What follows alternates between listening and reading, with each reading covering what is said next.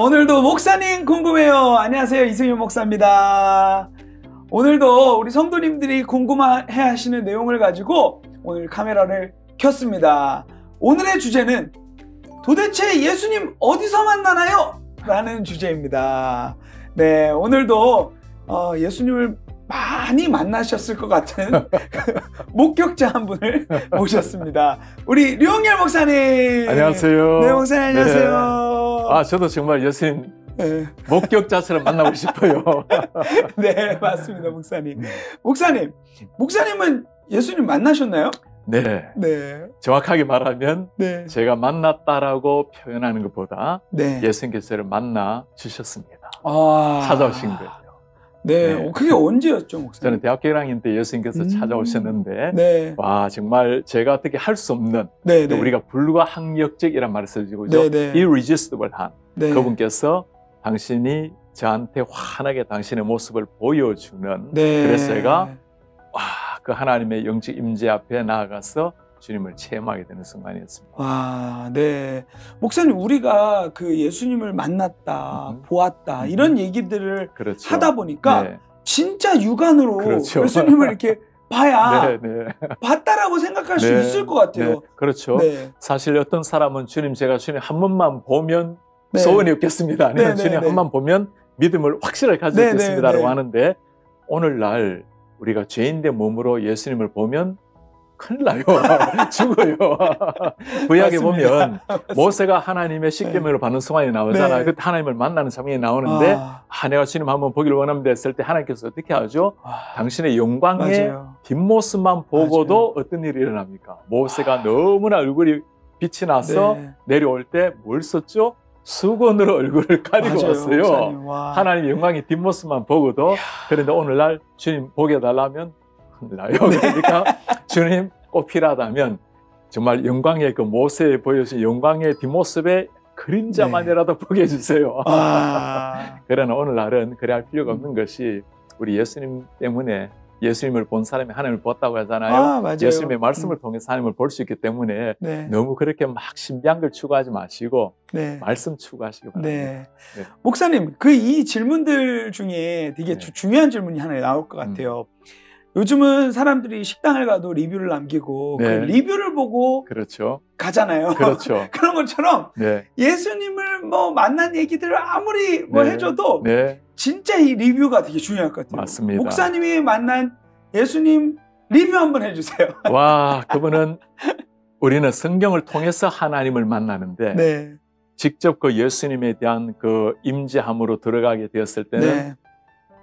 기쁨, 네. 감격, 네. 확신, 네. 만족, 하늘의 기쁨, 희열, 네. 그리고 감사. 이 모든 것이 다 포함되어 있는 와. 정말 이거는 세계에서 누릴 수 있는 최고의 기쁨, 감격입니다.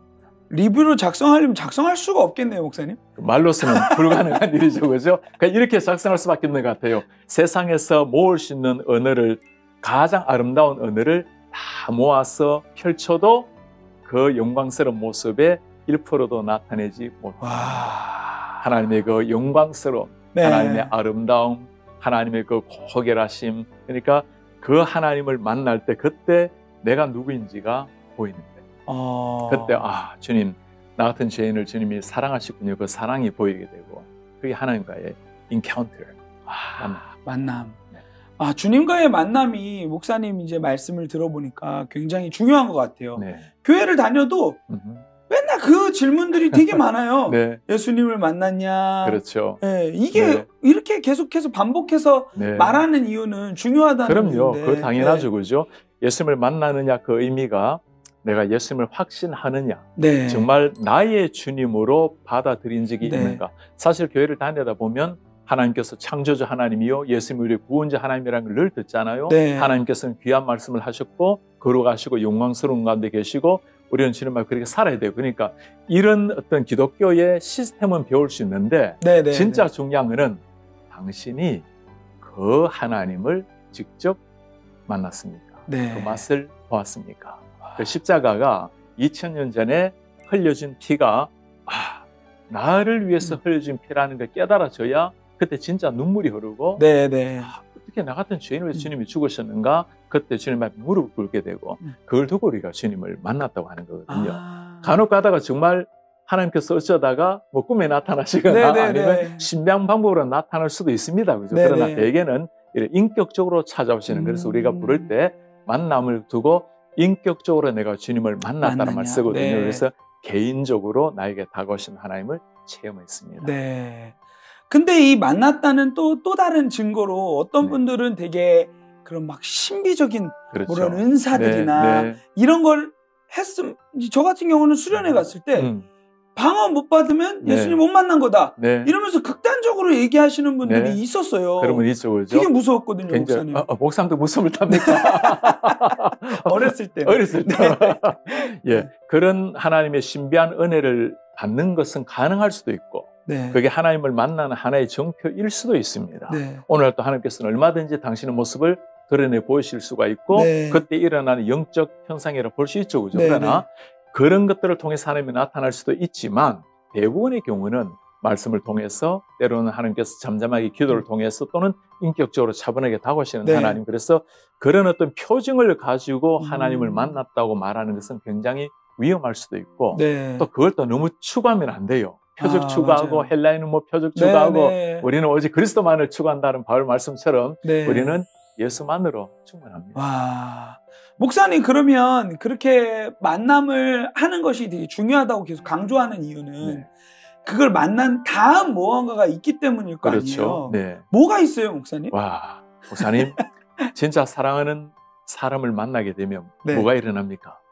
변화 일어나죠. 보고 싶어하고 더 깊이 알아가기를 원하고 함께 있기를 원하고, 그러니까 주님을 정말 만나게 되면 주님을 사랑하게 되고 주님과 함께 더 깊이 있기를 원하고, 그러니까 만남이 없으면 그냥 멀뚱하니 왔다가 돌아갈 수 있어요.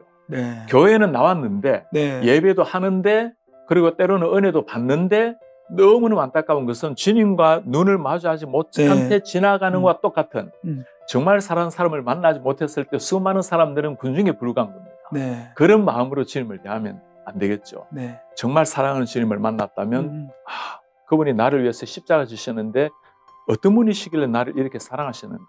그리고 주님께서 하늘을 버리시고 이 땅에 오셨다고 하는데 성육신이라 하잖아요. 이게 무슨 말씀인가. 주님께서 33살에 돌아가셨어요. 나는 이미 33살이 지났는데 주님이 어떻게 그 청년 나이에 나를 위해서 돌아가시는가. 그리고 주님이 나를 그렇게 사랑하시고 사명을 주셨다면 내가 어떻게 살아가는 게 정말 원하는 삶일까. 다 궁금한 겁니다. 목사님만 궁금한 게 아니고 주님 궁금해가 나타나는 거라면 주님을 알아가야 돼. 그게 주님을 진짜 만난 사람이 자세죠, 그죠? 와.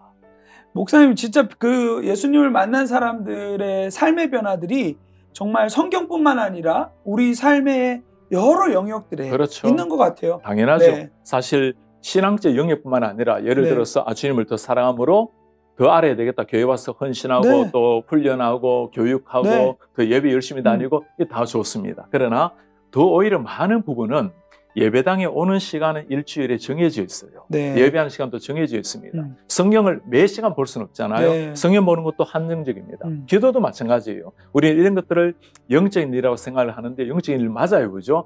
그러나 더 중요한 것은 로마서 12장 1, 2절에 보면 이제는 너희 몸을 하나님이 기뻐하시는 거룩한 산 제사로 드려라. 이것이 너희의 드릴 영적 예배니라. 그리고 하나님 하신 말씀이 하나님이 기뻐하시고 선하시고 온전하신 뜻이 무엇인지 분별하도록 하라. 그러니까 실제 하나님이 우리에게 바라시는 대부분의 예배 영역은 예배당 문을 나서면서 시작이 된 겁니다. 그러니까 삶의 변화는 아까 교회 생활뿐만 아니라 가정에서의 삶이 달라지겠고 직장이 달리 보이는 거예요. 옛날에는 직장이 어떤 돈 버는 경제 수단으로 보았다면 이제는 직장에 내가 하나님의 빛을 드러내야 될 장소이구나. 하나님이 맡겨주신 일이구나.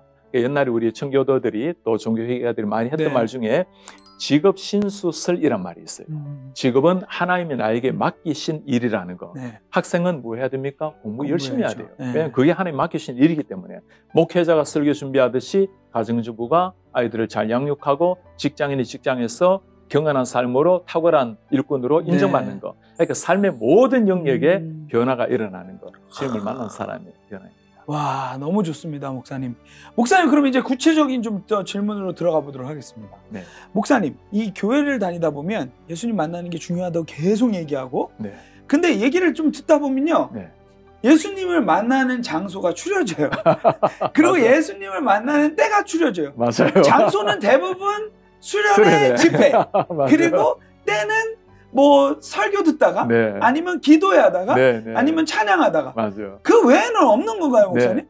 외에는 없는 것처럼 사람들이 말을 해보면 네. 주로 보면 수련회, 네. 청소년기 네. 그때 가장 하나님을 만나는 건 사실입니다. 그거 굉장히 중요한데 굉장히 건강한 거고 네. 왜냐하면 수련회라는 게 목사님 얼마나 많이 기도합니까? 네. 자기가 기도를 안 하지만 누군가는 기도를 해요. 그러니까 자기를 위해서 기도한 거예요. 네. 기도 안 한 사람들도 그 분위기 만들어지면 기도하게 돼. 네. 뭐 약간 불 끄고 맞아요. 찬양만 하고 네. 하면 그러니까 자기도 믿음이 없다 하더라도 하나님 정말 계신다면 나를 좀 만나 주십시오. 네. 그러니까 그냥 일어나는 게 아니고 수련회 때 그 간절함이 있기 때문에 그때 하나님이 역사를 하시는 거죠. 그러니까 수련회 때라서가 아니라 그만큼 네. 기도가 쌓이고 열망이 있으니까 가능한 거예요. 네. 그런 열망이 있다면 말씀을 읽다가도 하나님 제가 믿을 수 없는데 정말 하나님 내 눈을 좀 열어주십시오.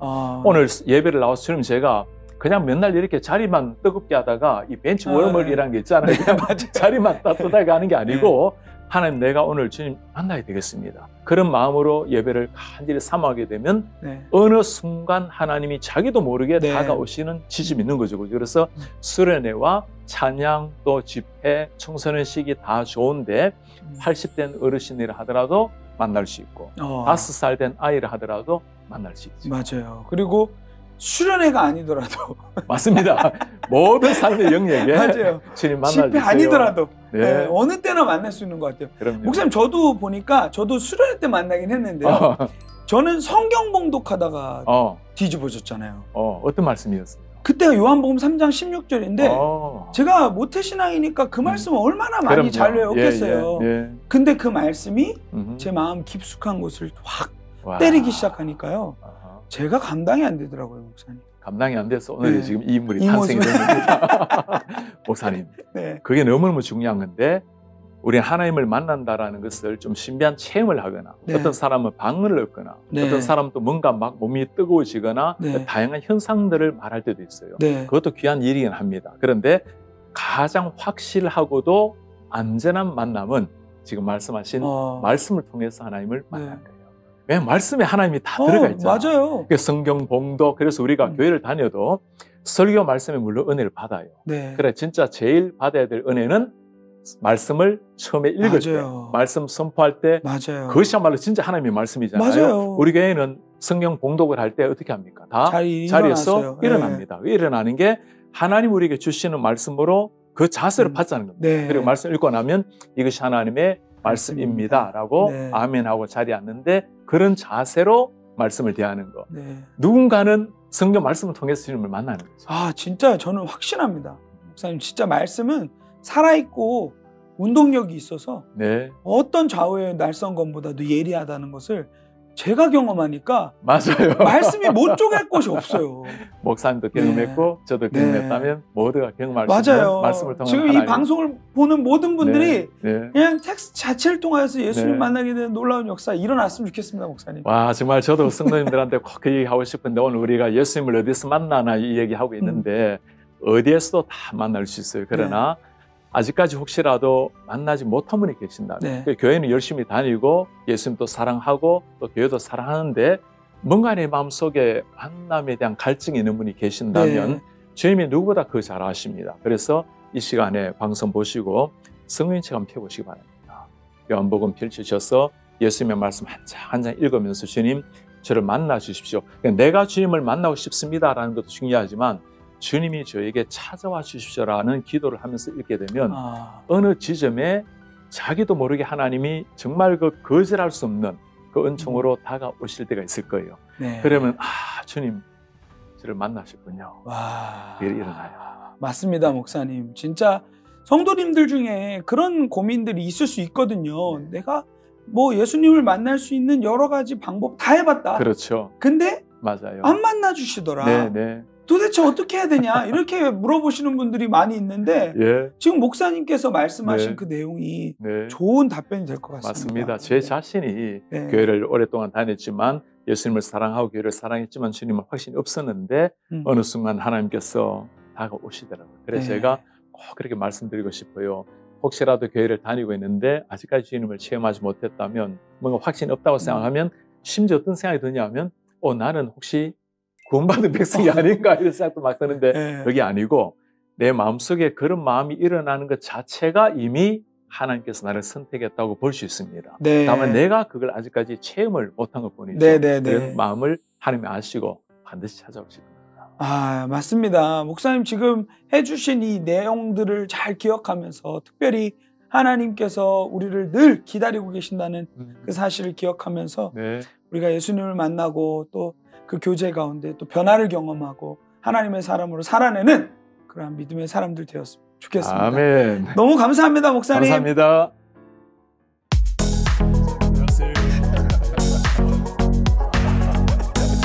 네, 목사님. 저도